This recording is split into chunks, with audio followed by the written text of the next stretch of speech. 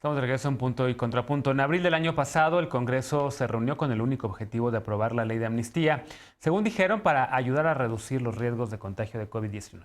10 meses después han sido preliberadas 3.322 personas, mientras que 769 esperan saber si pueden o no ser beneficiadas con esta ley. Veamos el contexto.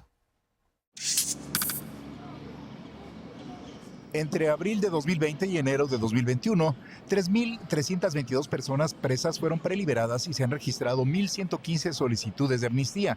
Sin más detalles, la semana pasada las autoridades federales informaron que del total de solicitudes, 760 son de casos relacionados con delitos contra la salud y 175 por delitos que no pueden ser amnistiados. Otras 769 peticiones están a la espera de información para ser evaluadas. La amnistía se deberá resolver en un plazo máximo de 4 meses contados a partir de la solicitud.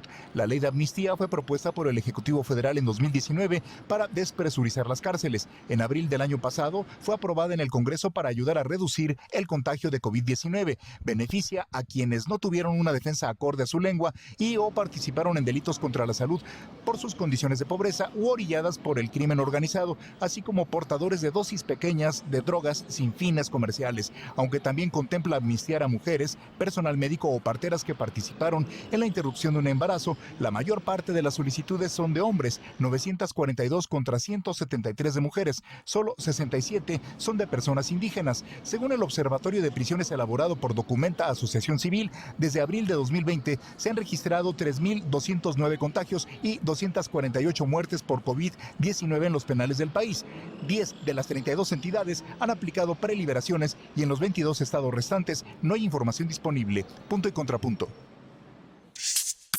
Tercer y último tema a discutir. Empiezo contigo, Lecona. ¿Cómo lo ves? Tú eres uno de los que ha estado más dándole seguimiento más puntual al tema de la ley de amnistía.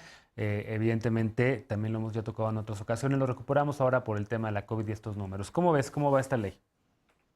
Fíjate que hoy decía por ahí en Twitter un analista de seguridad que no sabía, no entiende él por qué le damos seguimiento a las mañaneras, que siempre es lo mismo, que hay que cerrar prácticamente los ojos y los oídos para las mañaneras. Pero creo que justo este tema de la amnistía nos remonta a lo que sucede a veces en las mañaneras y cómo el presidente suele deformar los temas relacionados con la justicia.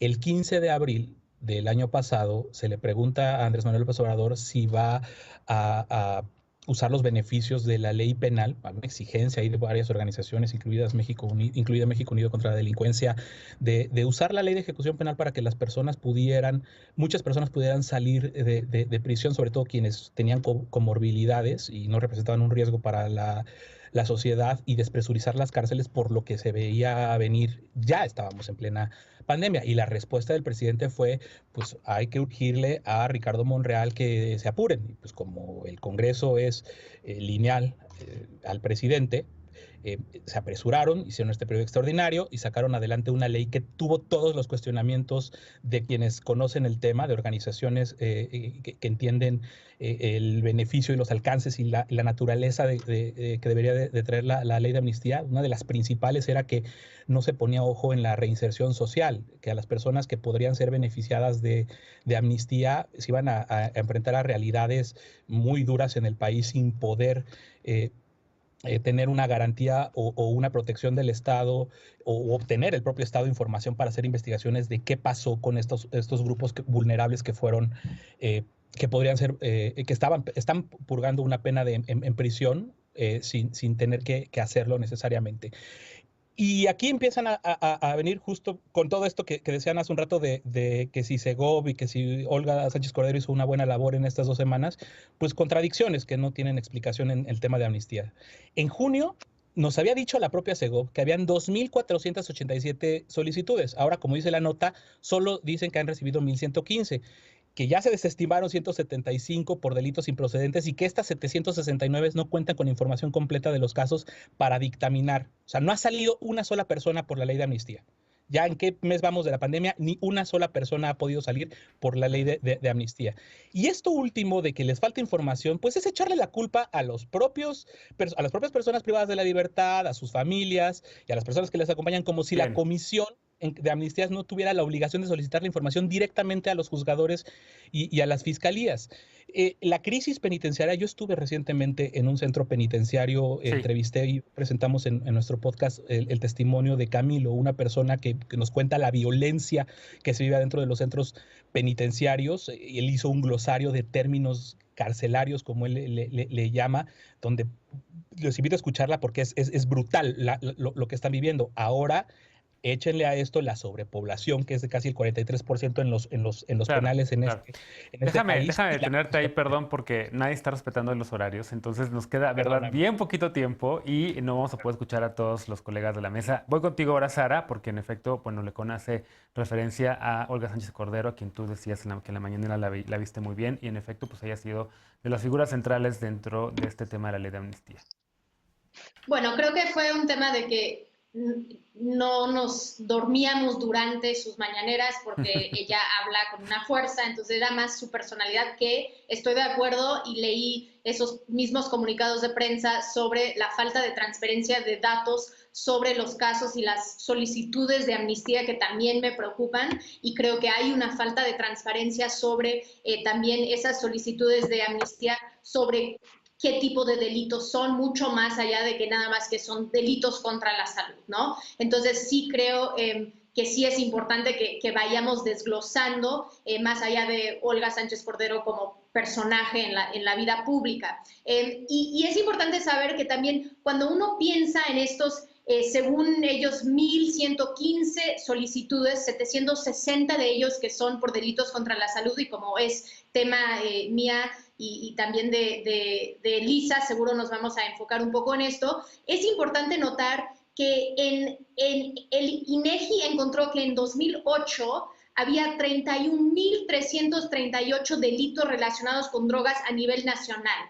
Esto es importante porque entonces es un porcentaje tan mínimo que está pudiendo realmente acercarse a las solicitudes de amnistía que entonces, y de esos 31.000, 84% eran por delitos de narcomenudeo. Delitos de narcomenudeo suelen en su gran mayoría ser delitos de posesión arriba de la tabla permitida de posesión en la Sí, Ley General de Salud, que con el tema de cannabis son 5 gramos. Entonces, ya hemos estado utilizando un esfuerzo del Estado brutal para aplicar una bien. ley injusta que sabemos que no ha funcionado. Ahora sumamos a eso a que las personas están viviendo estas situaciones que decía Lecona, de estar privadas de la libertad y que ahora ellos mismos tienen que buscar un abogado que va a llevar su caso y hacer esa solicitud de amnistía.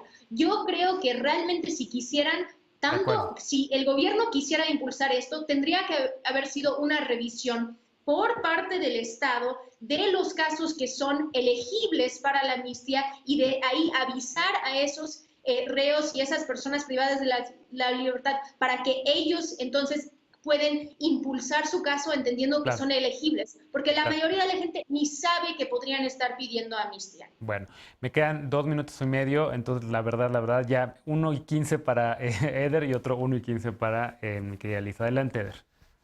Sí, que el tiempo se agota en el debate. A ver, em, yo creo, leí el comunicado de justicia transicional, lo suscribo. Creo, me preocupa mucho cuando se aprobó la ley de amnistía. Todo mundo opinamos en positivo, creyendo que sería una oportunidad muy buena para poder liberar a personas que están en riesgo por el coronavirus, pero no se dan resultados, no hay transparencia en el trabajo que se está haciendo en la comisión para liberar personas, que es lo que importa en este momento. Por eso el presidente urgió que se aprobara. Creo que este podría ser uno de los casos de aquello que él mismo ha dicho del elefante reumático. Él lo promueve, lo propuso desde su campaña la ley de amnistía, promueve que se acelere por el tema de la pandemia y de repente cuando llega a la burocracia del propio gobierno federal pareciera que pues no está haciendo su trabajo con la celeridad que él mismo ha promovido. Entonces sí creo que es una llamada de atención muy importante. Creo que se pudieron haber gestionado de manera más adecuada estas solicitudes y por supuesto que tienen la obligación obligación ahora esta comisión de dar con más datos de los que hacen falta, que ellos mismos dicen que hacen falta, para poder acelerar el proceso. Me acuerdo muy bien que Elisa, cuando hablamos sobre el tema de la ley de amnistía, señalaba varios riesgos que podían darse. Bueno, pues ahí está, se cumplió todos los riesgos que ella estaba señalando. Y por otro lado, lo que sí me parece muy positivo es que los congresos locales en el Estado de México y la Ciudad de México ya han comenzado la discusión sobre una aprobación estatal de la ley de amnistía que puede tener mucho más impacto. A ver cómo se da ese proceso. Bien, y finalmente, Lisa. Bueno, creo que hay varias cosas. Lo primero es que hay que recalcar que son 0 personas liberadas por ley de amnistía en todo este año y que justamente, como bien decía Eder, cuando celebramos todos la aprobación de la ley de amnistía, lo que decíamos era, la ley es demasiado chiquita. Tiene que haber una amnistía que sea mucho más abarcativa, que sea mucho más agresiva y tiene que venir acompañada con los recursos que la hagan posible, y eso tenía o pasaba por una campaña seria o de un esfuerzo de información para que las personas conocieran que esos beneficios estaban disponibles. La nota nos hablaba de algunos miles de personas que han salido, eso hay que decirlo también muy claro, esas han salido por beneficios contemplados en las leyes en la ley de ejecución penal, que es personas que ya habían conmutado, ya habían pasado, gran parte de su pena y no representaban ningún riesgo, podían salir, y sobre todo aquellas personas de la tercera edad. ¿Cuáles son 3 problemas rapidísimos de esa ley? Primero, los delitos que están contemplados y que escuchamos en la nota, pese a que dicen que son los delitos de posesión, delitos contra la salud, no sé qué, tienen un gran candado que es mientras no ameriten prisión preventiva oficiosa por el 19 constitucional. Sí. Ahí se eliminan el 90% de los delitos elegibles. Segundo, la Comisión de Amnistía de Gobernación no sesiona. Entonces, les vale absolutamente gorro y no sesionan, y entonces no hay instrucciones hacia las fiscalías y hacia los juzgadores locales para hacer estas amnistías una realidad. Y tercero, y creo que es uno de los más importantes y que ahí pasa ya no por el gobierno federal, sino por las fiscalías estatales, es la tipificación de los delitos. Sobre todo en materia de delitos contra la salud, se tipifican como el genérico sin especificar cuál es la conducta. Al momento de no especificar cuál es la conducta clara, el tipo penal claro por el que las personas están allá adentro, se complica todavía más saber si son elegibles o no para estos famosos beneficios, al margen de que no van a ser elegibles por la ley de amnistía, sí podrían ser elegibles por ley de ejecución penal, que está vigente desde 2010 y que también ha tenido algo así como 40 casos de personas excarceladas por delitos contra la salud. Entonces, una pena, y ojalá esto se revise para ampliarse. Pues le vamos a dar seguimiento también a este tema, se los prometemos. Recuperaremos el tema, evidentemente, en esta mesa. Hacemos una pausa y al regresar nos pedimos de las y los panelistas de la noche, y con la paparrucha no te vayas.